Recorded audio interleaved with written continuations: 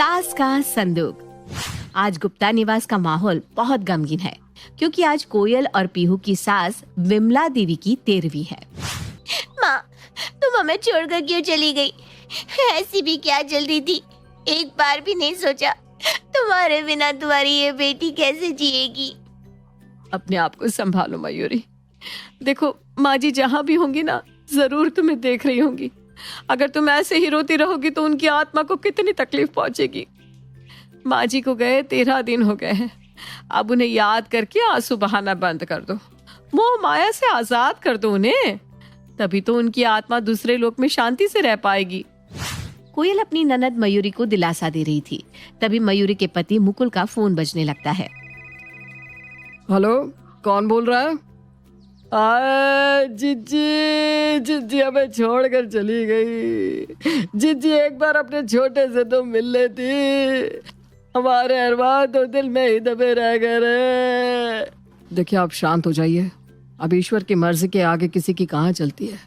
हम भी माँ के जाने से बहुत दुखी हैं, लेकिन क्या कर सकते हैं। वैसे माफ कीजिए, हमने आपको पहचाना नहीं। अरे बेटा, हम तुम्हारे मामा लगते हैं।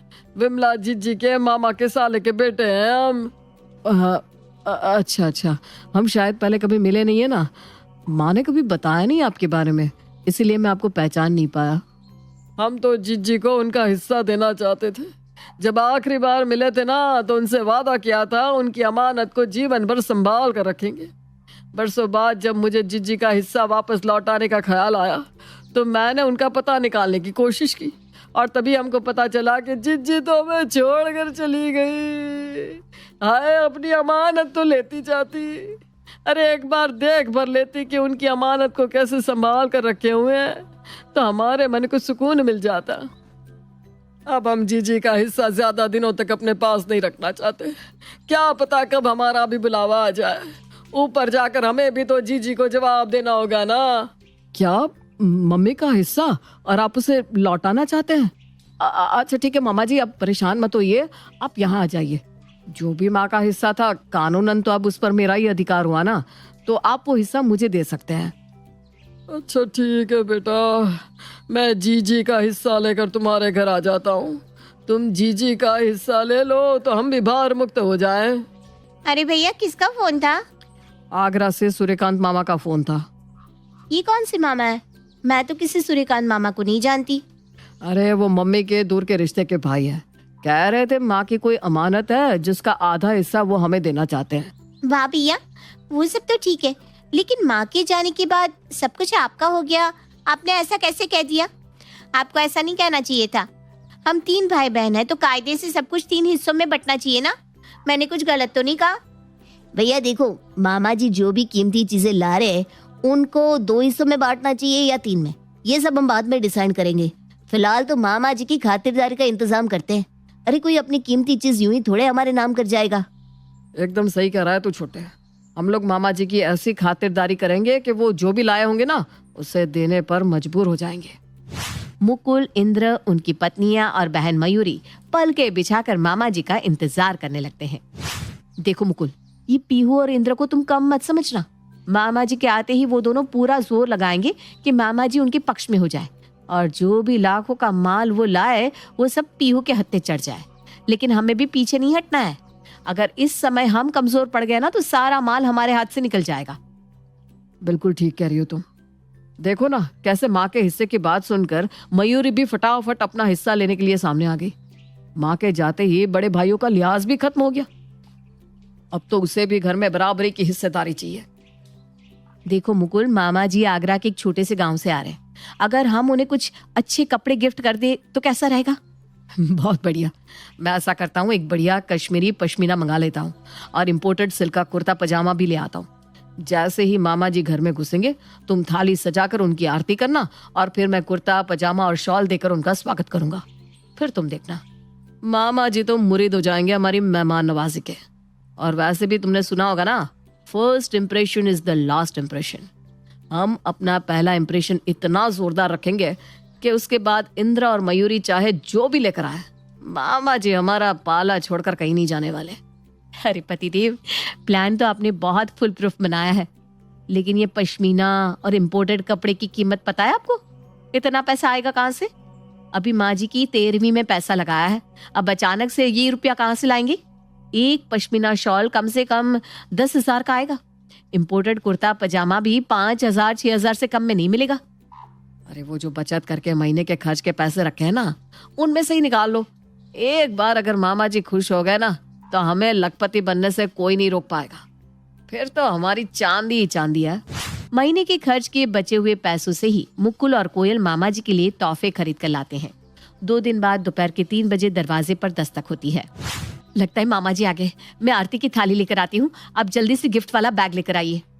मयूरी जाकर दरवाजा खोलती है तो देखती है कि सामने सफेद रंग का कुर्ता पजामा पहने हुए एक बुजुर्ग आदमी खड़े हुए हैं, जिनके हाथ में एक बड़ा सा पुराना संदूक भी है। लगता है मामा जी संदूक में जरूर कुछ कीमती सामान लेकर आए हैं, जो वो माँ जी को देना चाहते थे। अरे मामा जी लाइए लाइए, आपका ये सामान मैं उठा लेती हूँ, बहुत भारी होगा ना? अरे नहीं नहीं, वैसे ज्यादा भारी तो नहीं है, फिर भी तुम्हारी इच्छा है तो ठीक है, तुम्हें उठाकर अंदर ले चलो। अरे कोयल, कहाँ रह गई तुम? जल्दी से आरती की थाल लेकर आओ ना। मयूरी सारे नंबर बढ़वा लेगी और तुम थाली सजाते रह जाओगी। मयूरी, तुम मामा जी का सामान लेकर अंदर चलो। और मामा जी, आप जरा यहाँ रुकिए, पहले मुझे आपकी आरती तो उतार लेने दीजिए। आखिर पहली बार आप हमारे घर आ रहे हैं।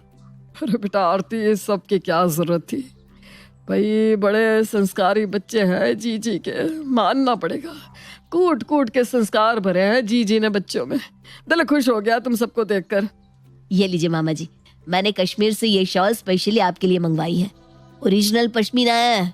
ये मेरी और कोयल की तरफ से आपके लिए एक छोटी सी भेंट। और ये ना सिल्क का कुर्ता पजामा है, आपको जरूर पसंद आएगा। अरे बेटा, इतना सब कुछ लाने की क्या जरूरत थी भाई, हम तो बिल्कुल निशब्द हो गए तुम लोगों के प्यार के आगे। क्या बोले कुछ समझ में ही नहीं आ रहा। जीते रहो, खुश रहो, आबाद रहो, खूब फूलो फलो। मामा जी अपने जोरदार स्वागत से बहुत खुश थे। खुशी खुशी वो जाकर सोफे पर बैठ जाते हैं और कुछ ही देर में छोटी बहू पीहू तरह तरह के नाश्ते लाकर टेबल पर सजा देती है। मामा जी देखिए, मैंने आपके लिए क्या क्या बनाया है। ढोकला, इडली, समोसे, पकोड़े, पोहा। अगर कुछ छूट गया हो ना तो बता दीजिएगा, मैं वो भी बना दूंगी। अरे बेटा, मैं अकेला इतना सब कैसे खा पाऊंगा? तुमने तो पहले ही 2-3 दिन का नाश्ता एक साथ बना दिया। देखो, अब और कुछ बनाने की जरूरत नहीं है, तुम बस यहाँ कर बैठो और हमारे साथ नाश्ता करो। अरे मामा जी, अभी तो बस नाश्ता बना है, अभी तो खाने में आपके लिए बहुत अच्छे अच्छे व्यंजन बन रहे हैं। अरे बेटा, इतना परेशान होने की क्या जरूरत थी, हम तो कुछ भी खा लेते हैं। हमारे लिए इतना परेशान होने की जरूरत नहीं है। देखो तो दोनों भैया कैसे मामा जी को मस्का लगाने में लगे हुए हैं। अरे इन दोनों ने तो ऐसे मामा जी का स्वागत किया है जैसे मामा जी सारी दौलत इन्हीं के ऊपर लुटा कर जाने वाले हैं। कोई बात नहीं भैया, आज की बाजी तो आप दोनों जीत गए, लेकिन कल मैं बताऊंगी कि मयूरी क्या चीज है। अगले दिन। अरे मामा जी कहाँ हैं आप? जल्दी देखिए मैं आपके लिए क्या लेकर आई हूँ। अरे बेटा, अब तुम क्या लेकर आ गई? देखिए मामा जी, ठंडी का मौसम है और आप ये चप्पल पहने रहते हैं, आपको सर्दी लग गई तो ये लीजिए, मैं आपके लिए बढ़िया जूते लेकर आई हूँ। इन जूते में आपके पाँव हमेशा गर्म रहेंगे और आपको ठंड भी नहीं लगेगी। अरे वाह वाह वाह बेटा, बहुत सुंदर जूते हैं, बहुत बढ़िया, बहुत बहुत धन्यवाद तुम्हारा। अरे मामा जी, इसमें धन्यवाद जैसी कौन सी बात है? आप हमारी माँ का हिस्सा देने के लिए यहाँ आए हैं, ऐसे में हमारा भी तो आपके प्रति कुछ फर्ज बनता है या नहीं? अच्छा, अब तुम इतना कह रही हो तो लाओ, ये जूते हमें दे दो, हम पहन लेते हैं। सच्ची हमें बहुत पसंद आए जूते, बहुत सुंदर है बेटा।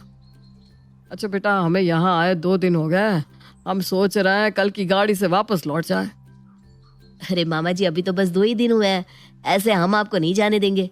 अरे हमें भी थोड़ी आपकी खातिरदारी का मौका दीजिए, आप कौन सा रोज रोज यहाँ आने वाले हैं?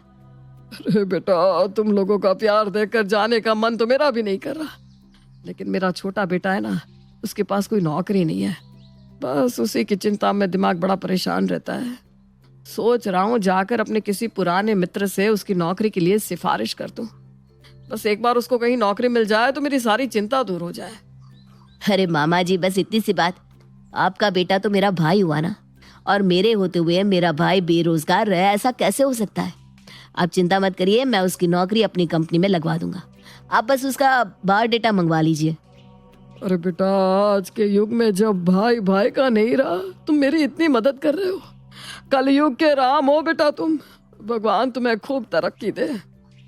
आप ये समझ लीजिए मामा जी कि हम ये सब आपके लिए नहीं, अपने फायदे के लिए कर रहे हैं। क्या मतलब बेटा, मैं समझा नहीं। अब मेरा मतलब है, आपकी बेटी की नौकरी का काम तो हम करा देंगे, लेकिन उसके बदले में आपको भी हमारे यहाँ पूरे 1 महीने रुकना पड़ेगा। बोलिए मंजूर मामा जी, ना मत कहिएगा। अरे बेटा, मंजूर मंजूर, बिल्कुल मंजूर। अब तो जब तक तुम लोग खुद मुझे बस अड्डे तक छोड़कर नहीं आते ना, मैं यहाँ से हिलने वाला नहीं हूँ।